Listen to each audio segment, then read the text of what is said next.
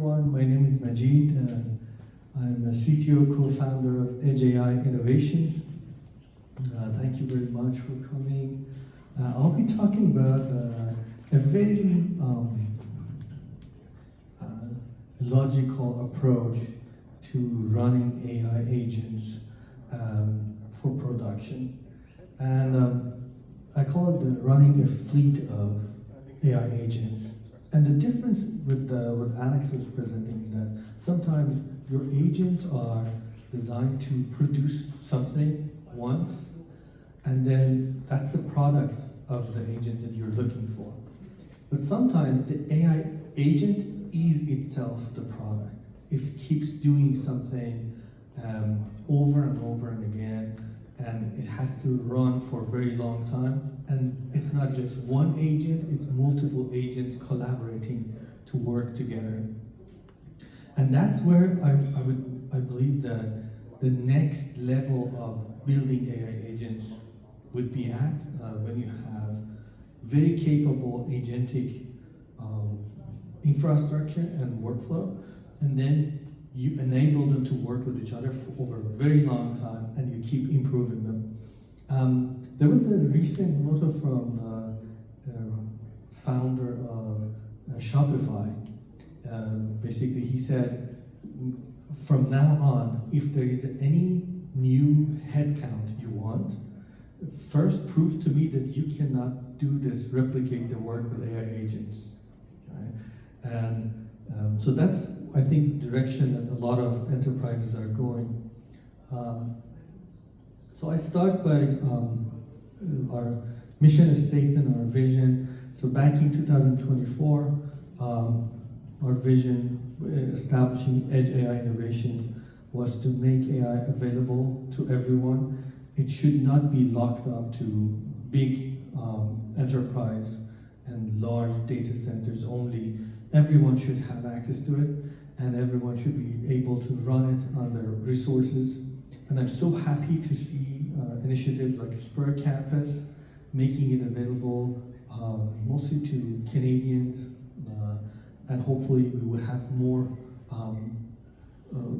moves like that. So appreciate Spur Campus for also sponsoring the event, and also thanks to AI Camp. We also partnered with Google and supported with McGill, Dobson Center, and Acceleration Center. So I think we are a bit behind the schedule, so I'll be very quick.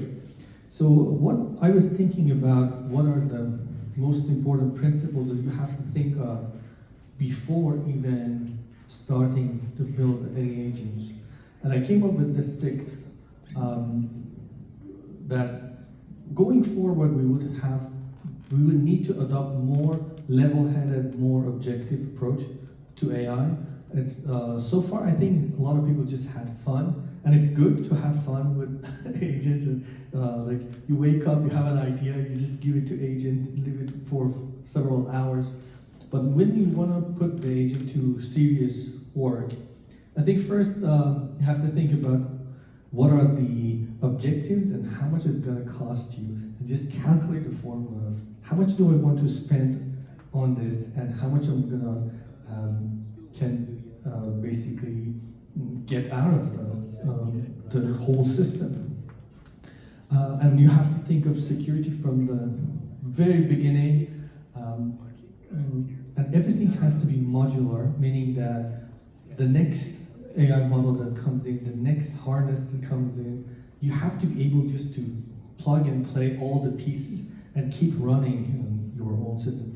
You don't have to just leave a big portion of what your IP is and then move on to the next tool. So you have to build it in a way that you can just exchange small pieces and go forward.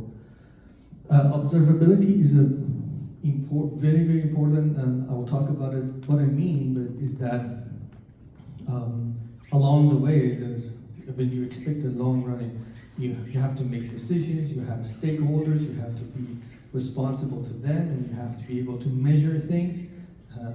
So measuring is very important. And you should own your infrastructure. We have a whole messaging on own your agentic memory, ownership of the data ownership of, you know, where every piece is running, which part has access to do what. All of that is part of the ownership of the infrastructure. And then the last piece is let room for iteration, or have regular feedbacks or gradual improvements to make it better and better over time, because that's what really leads to excellence in the design. Now, I just skip through these very quickly. There's a lot of words on the screen, but I just talk over. So obviously, when you calculate, all right, there's a formula, is that how much tokens is gonna cost me, so, and how much do I expect to business outcome of this agent to be. And that's the part that a lot of people are struggling with. As one of you asked the question, is that if I build a software for a business as an entrepreneur, how do I know that the next day someone else wouldn't be copying it, so the value would go down? So you have to have very specific targets when you calculate the ROI, which is not easy, but if you have it and you figure it out, it would make the rest of the operation much easier to explain to everyone. Right? And then you have to think that this is not just the one job done and you can leave it. Like many other projects, you have to think of how many times it's going to break, and how many errors are going to be there, and who's going to be responsible for fixing all of those. And then say, if I let it run, maybe I want to give it for free for some time, or I want to just make it open source, and then what's my expectation for this to become an actual source of value or revenue.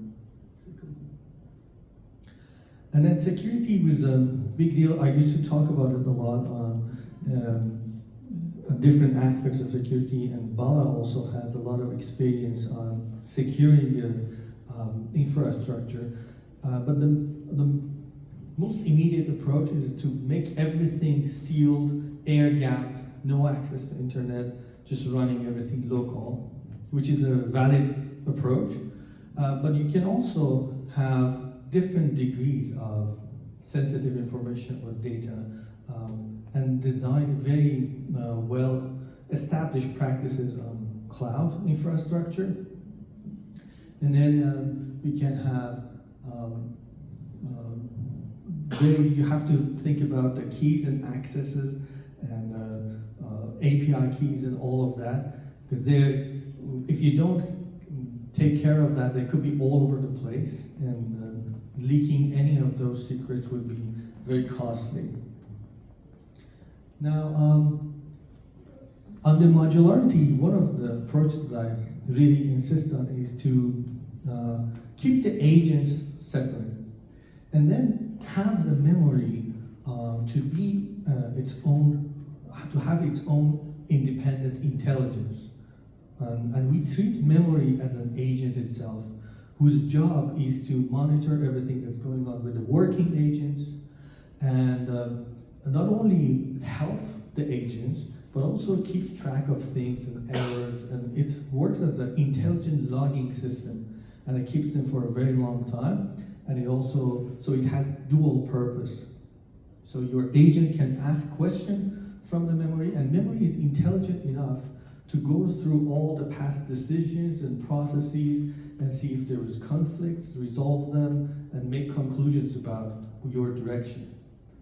And then also the retrieval part, which you can use like keyword search or SQL or databases, it could be, and the semantic search, which is obviously the most advanced way of doing retrieval. We're still making it perfect. The vector databases have a lot of issues, but as time goes on, the retrieval will become more intelligent and more capable. So we should keep that as another separate layer that you can go with the flow of the most recent advancement and technology. And then also being able to establish your infrastructure on-prem, on the cloud, or being able to migrate from one system to another. That's another important capability. Now, so as I mentioned the recording, I mentioned the memory as a source of recording everything, but you also have to, you can have separate systems to monitor your usage on the token side, monitor the changes in the decisions, behaviors, and also the state of memory. That's the logic behind the memory that we built, which has very strong type system, pre-designed types, which recognizes decisions, traces, errors, preferences, and so on. And they should be all clearly tagged and categorized to access them easily afterwards.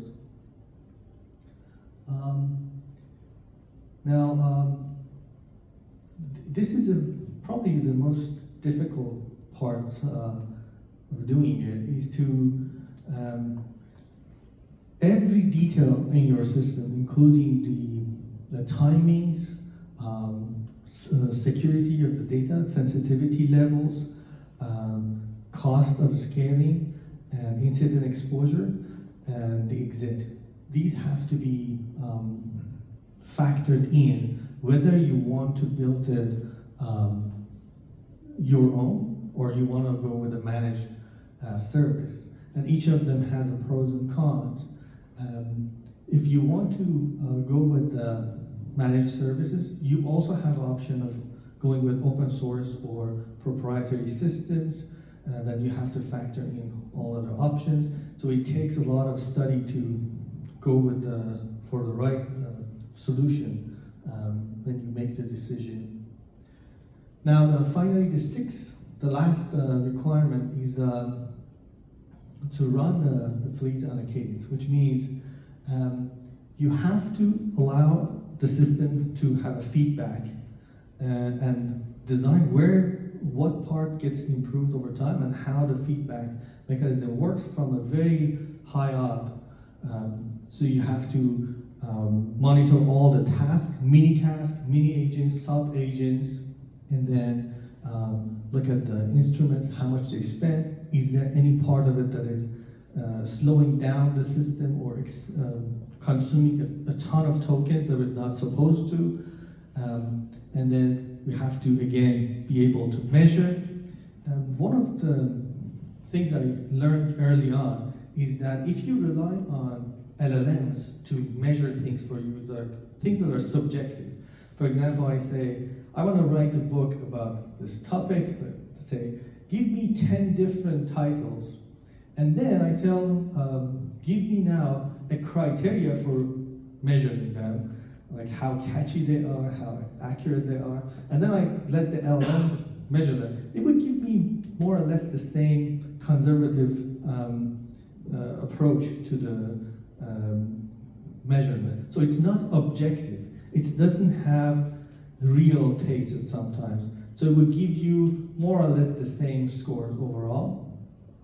So we have to be very methodical with the measurement and don't let the subjectivity of LLM overrule your criteria for measurement. That's a trap that you can easily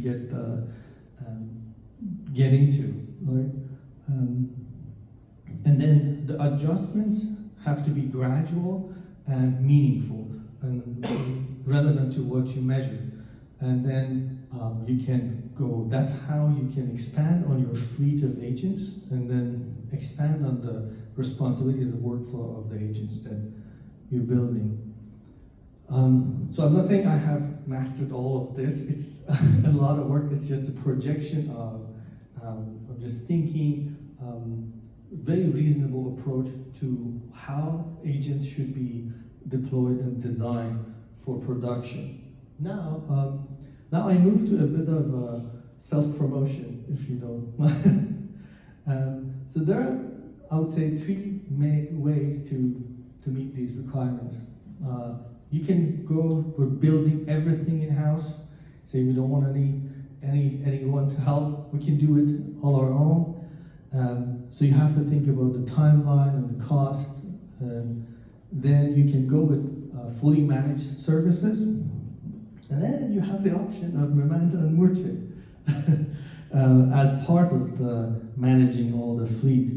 And Memento and Murche are two products that I'd like to talk about a little bit more. And this is how they work. So Murche sits at the bottom. It's an infrastructure layer. It's built for scale. It's designed to run on the cloud as a serverless architecture, and it's designed to run on-prem. It's designed to run on the edge. So it's very, it uses information theory to compress vectors, and on top of that, a lot of engineering problems to be fast and responsive and accurate, which has a built-in re-ranker that gives you the very accurate results with measurable relevance scores all the time. And then on top of that, we built Memento, and it was not an easy task. It was not a vibe coder, basically, I'm saying. It was a whole team working on it day and night for 6 months. And once we released it, since we released it 3 months ago, it was, we had a huge number of open source contributors. Now we have about 50, 60 contributors. I just want to maybe share this a little bit here. I opened too many tabs. So this is Memento project, and I want to thank our team. So if you look at I just looked today, and I realized that we closed 1,066 PR, and that was a lot of work, day and night doing the PR reviews. And some of the main issues was that we set up bounties on Murche Memento Bug Exploit Challenge just to improve the quality and security of the whole system.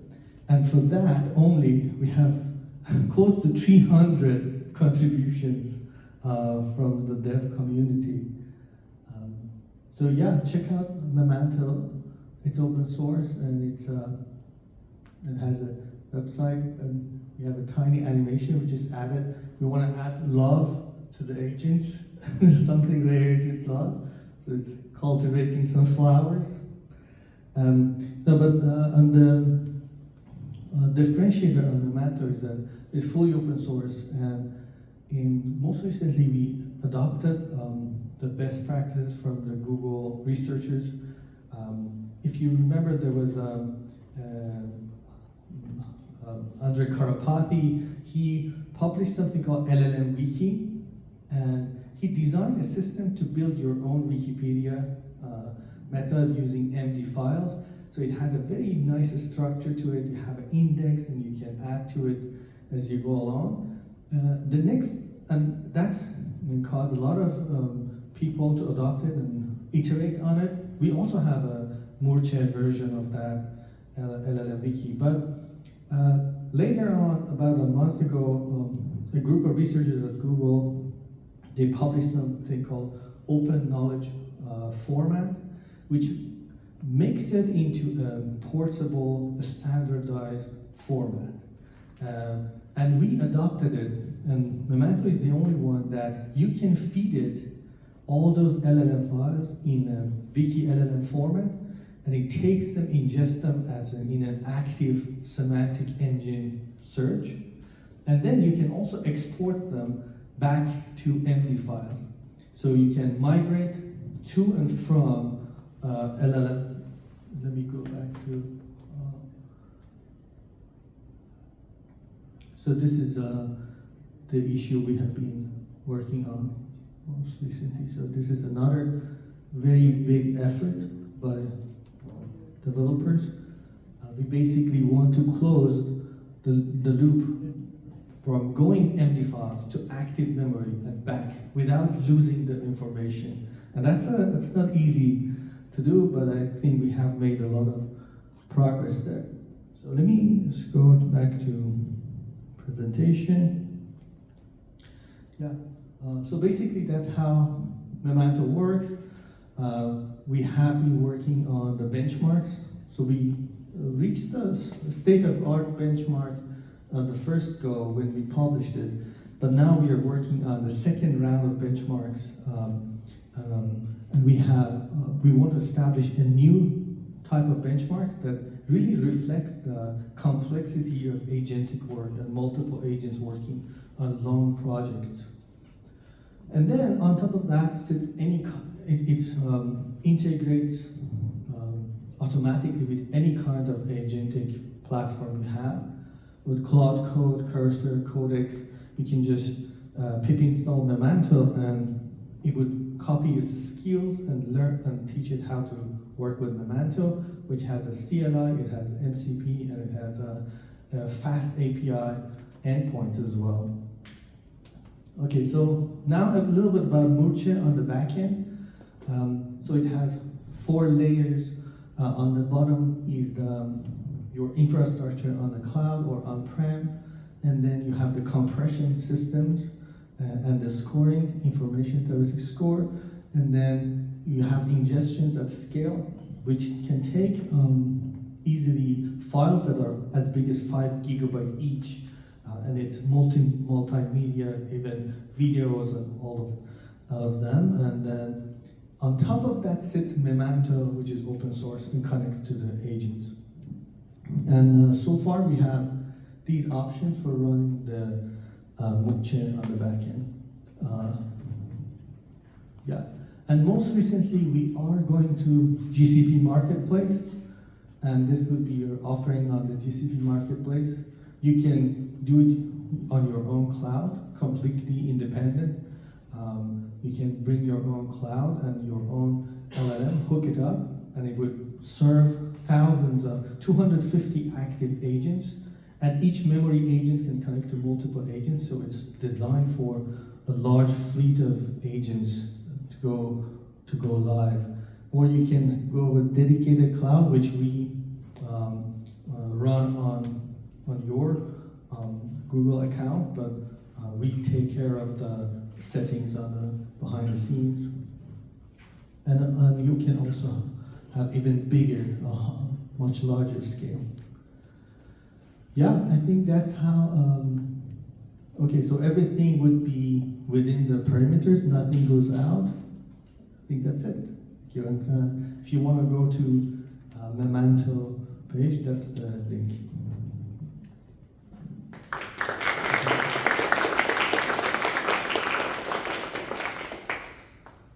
Yes. So in terms of benchmarks, I don't know how many developers you have, but have any of them complained about the Locomo benchmark? And have you personally? He's here. Okay. Yeah. Have you looked through the labeled data and the recent not recent pull requests, but there's one dude. Oh, was the recent one? No. There's just one dude flagging all of the mislabeled data. Yeah. I was curious and I wanted to just benchmark something over a weekend, and I ended up having to clean all their data and write a whole harness just to work with it. It's insane. So I've never met anyone in person that's worked with the data. So I'm just curious if you've. Yeah, I've worked with it for a bit. I think it's a weird choice. 7% of the data is wrong. Yeah, and then the other thing is sorry, I don't mean to take the mic, but it's the sequences are so short that it's not a good test for long-term memory with modern models. Yeah. If you look at the papers, they're testing these small local models with short sequence sizes, so it's just a strange choice. Long conversational memory, but it's not really that long. Yeah, and Mem0 built their whole product showing off Locomo, then they got the strip torn out of them by the creator of Zep. That's the reason. So we have a section, thanks to Rasa, we have a section on our website where you can actually pick some of those questions from the long mem and Locomo. We have 500 samples from Locomo and Pen, and it actually gives you live answer to that, so you can compare some of the questions. Yeah, it's just the issue's the ground truth. So when Yeah. when you calculate the like performance, the accuracy, it's yeah, it'll always be lower than 100%. So that's why we started our own research with Professor. Yeah, Professor Fatale. She's from Guelph University, Very cool. and she's expert in information retrieval. So we started a MyTAC program to do a research together. Got it. Well, Yeah, she's one of the 5 in the whole world that works on retrieval information retrieval. And yeah, we found the gold in the community close to us in Guelph University. And yeah, we're very excited to build our own benchmark in memory market, have like our own, the same way as Locomo Soda, because we figured that there are some flaws, as you said, right? And there are 6 principles, as Majid mentioned in his presentation. And if you go to memento.ai, you'll see all those 6 principles that we think and we believe that has to be in the benchmark. And this year is a year of memory, so we want to build that foundation. No, it's Bala. I just wanted to mention Dr. Fatane. Yeah, I'm happy that it came up. Thank you for your question. I think we have one more question, and if there's no question, we go to Bala. Probably the last question. Yes. So I am basically from a database perspective. Yeah. How you are maintaining internal storage structure?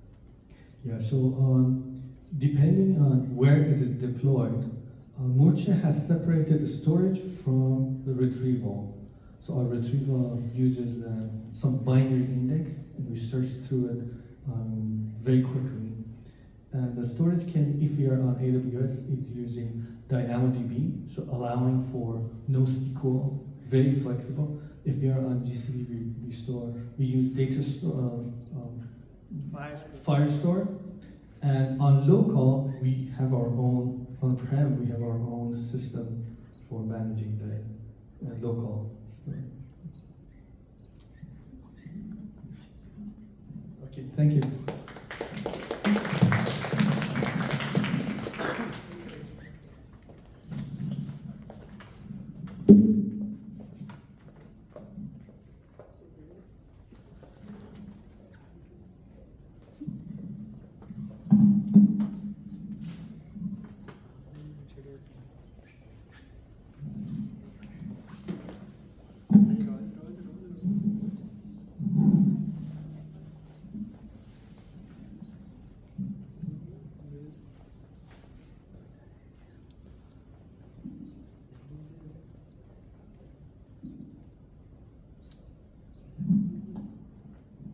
I'll be really quick because I know everyone is getting tired.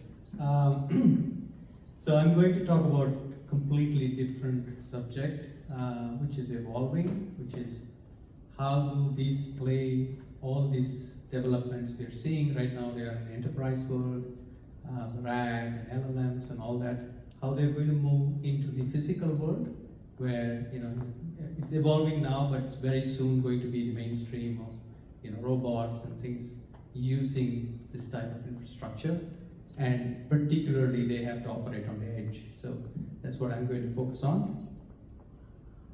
A little bit about myself. So I spent a lot of time in the corporate. I was the chief data officer at the Weather Network for over a decade. That's how I know Majid. We worked together there.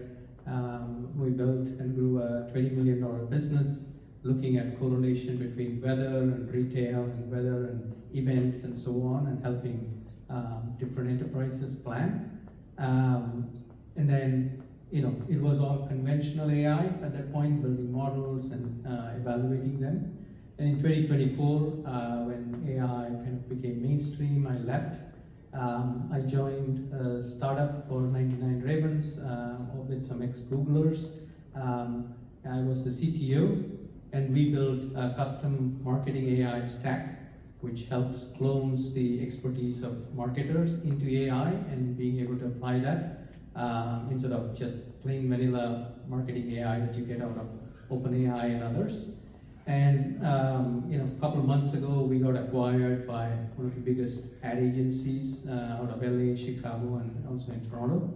So we're part of a 500 people group. But I moved on. I still consult for them, but I moved on. I'm now CTO of a San Francisco-based company called TensorCase, which is in the legal AI space. So we are heavily into a very specific niche called investigations, corporate investigations, to look at evidences and things in corporate documents when investigations are done, and it'll help that through AI. We have right now, we're bootstrapped, we don't even have funding, but we have over 100 clients across the world, so we're flying fast. And I'm an advisor to many other AI companies, and I was very excited when Majid took the entrepreneurial route because I knew how capable he was, and he's built some amazing tech. And I'm also a client, so I've used Moorche in multiple of my projects in enterprises. And one of my friends who leads Shift Labs, they're a big advertising company. They took my word, but they did a test of Moorche against Quadrant, and it was taken to the cleaners, and Moorche performed phenomenally well. So if you're looking for something that scales well in terms of handling documents, enterprise, Moorche definitely is at the top. So that leads me to talking about the next generation. So Moorche already did this. So I think Neil is there at the back of the room, so one of the Moorche developers. So one of the things that, because this stack is completely built ground up, it shows the power of it, is it can actually sit in a very small device. So in this case, it's sitting inside an Arduino cube, and it is the concept built here is like a retail kiosk, completely operating on the edge, but it has all these components. It has the vector database inside it. It's got an LLM. It's got speech to text and text to speech. All of them, all packaged inside an Arduino Q. And for those who don't know, I think it's like $50 or so, the hardware. There's an entire video of this in the internet. But what it shows is the power or the capability of the platform, that it's able to house the entire retail database. What's in the store, what's the promotion, what object is available where, all of that inside a vector database of just 20 megabytes, able to then allow space for an LLM, voice to speech, text to speech and back, all of that and work. So to me, this is the power, this is real example of the power of what they've built. What I've been playing with is to take it to the next level of all of this, everything that we have been trying in the enterprise still is around text. Even though we talk about most stuff, all that people ingest into an LLM is either at most an image, or mostly it's Word documents, Excel files, PDFs, all those things, and they spit out answers. In this space, definitely I have tested Pinecone, Quadrant, many of even the Google's RAG engine, and the challenge for all of them, if you have not seen the Moorche stack, the challenge for all of them is they do storage of the information in a very heavy way, which is floating point. They do calculations of, when you ask a question and you need to find the nearest answer, that's done in a heavy way, which is lots of calculations to come up with that. And then you have to run another algorithm like a re-ranker or so to get to the right top answers, and then feed it to the LLM. It works, and that's why most people are using it, but it will break the moment you have tens of thousands of documents. It won't break in terms of functionality, it'll break in terms of cost. Because what happens at that point is these traditional vector databases needs tons of memory to hold their indexes and then a lot of people are optimizing to solve for that problem instead of letting the vector database solve for it. So what we have seen is once you have tens of thousands of documents, the number of servers you need to manage all of this becomes, both the instances become big as well as the memory requirements become big. So the costs overload quite fast. Whereas Moche, I think, completely reinvented it from ground up. First of all, the information is encoded in a very different way, which means it needs a lot less space. And then because it's encoded in a very different way, when you ask for a similarity question, what documents matches this, it actually is able to do that by using not floating point calculations, but a lot of CPU level optimization, which brings out the answer fast, and as well as it does read anchor inside it. So all of that makes the scalability a lot more easier. As Majid said, like you can ingest a 5 GB document into this, and it just consumes it in seconds and makes it available. So why is this important in the physical AI space? The physical AI space is very different. So if you look at all of the things of the future, and even those things which are evolving now, if you park the self-driving cars for a second, which only the big companies are researching into, anything that's in the physical space is less going to be dealing with documents. It's more going to be dealing with videos, pictures, and images.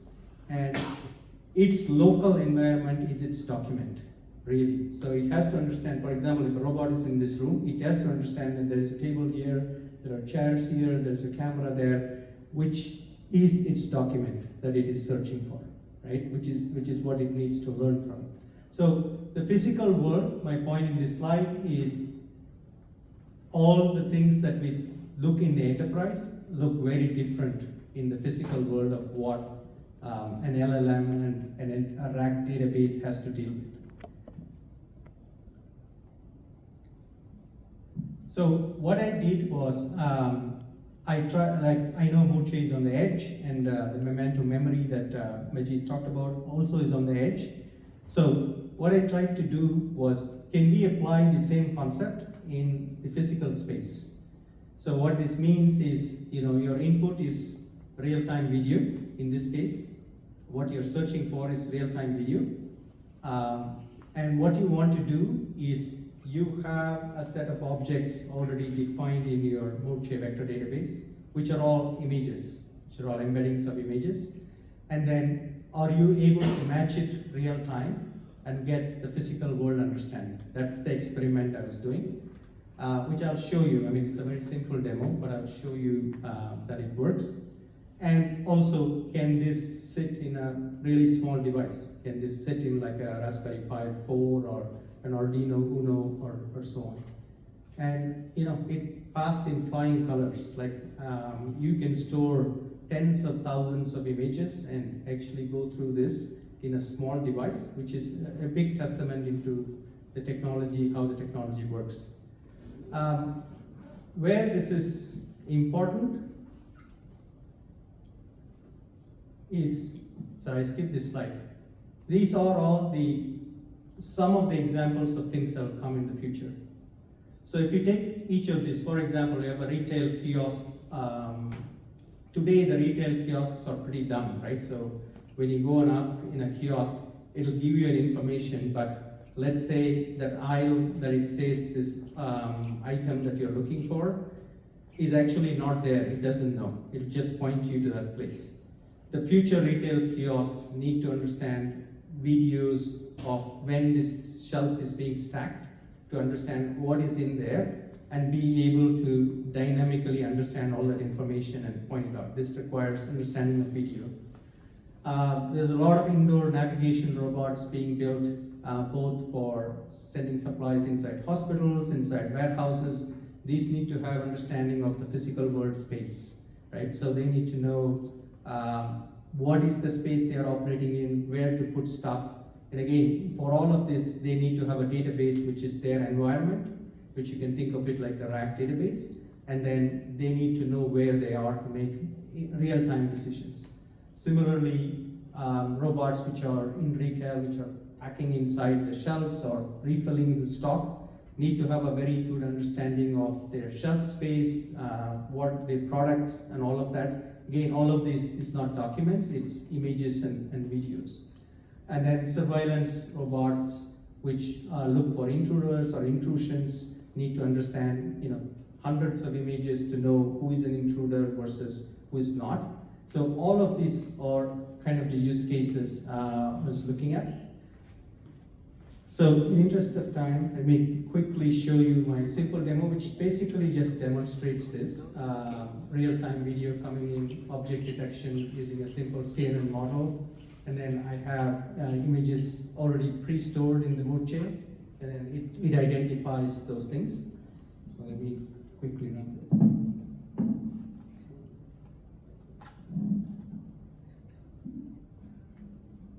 So I'm running Murche here, the semantic, both the Murche and the Memento.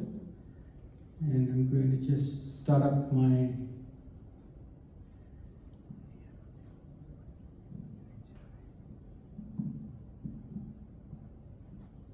So as you can see, in this case, the green, so what happens is, this is live video, and in the live video, it's capturing the different objects through the YOLO, but then when it is green, it's doing a real-time match against the vector database, which is all running locally. Everything is on the edge, the entire thing is running locally, the vector database, all of this. I've taught it a few things. So for example, this cup, I think it's been taught. So I have to hold it still, but you can see that it's finding the mug at this point. So the face, the object detection, we have taught it this one too, so it's finding the case in this case.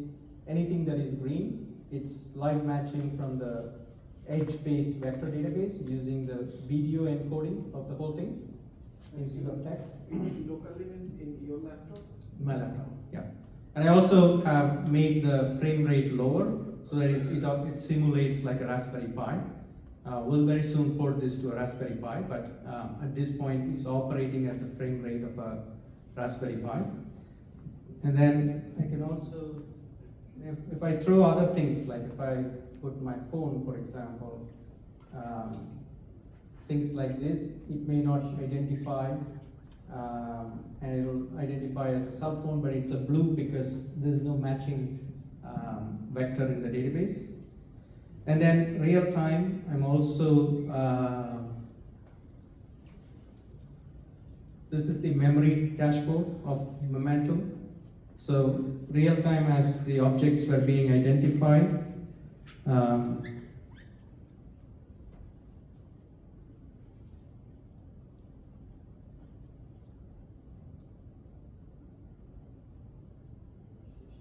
my session ended. But what I'm also doing is logging the objects that it was finding in the memory in plain text. So it was also actually saying, X, Y, Z space was found at time so and so into Memento's memory. So then it gives an option for natural language querying to say, who were the intruders found, who are not supposed to be. So you can actually use the memory layer to get the insights, but pump it into plain language. So as Majid explained, Memento sits over Murche. So any insights that you derive from real-time feeds can be pumped into this. And then this has an LLM built into it already. So it's available for natural language querying as well, right? So it's a simple, I know it's very simple, but I hope you get the concept of just rethinking the whole paradigm of enterprise is all about documents, storage, and LLM to retrieve, but we can totally change this and apply it to an entire physical world. And all of this is on the edge. Like there's no single call that goes outside. It's completely on the edge and completely on Murche and Memento on the edge. Okay, in the interest of time, I will stop there. If there are any questions.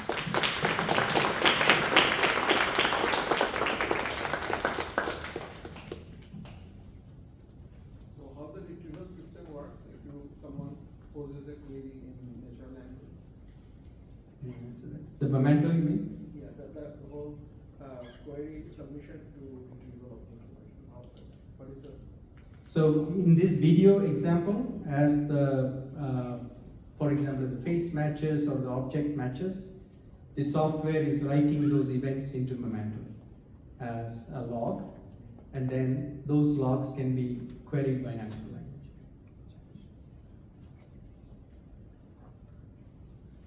Yes? Not a question, I just want to say it was cool as hell, so. Thank you. Because I haven't seen the whole presentation. All right. What's this?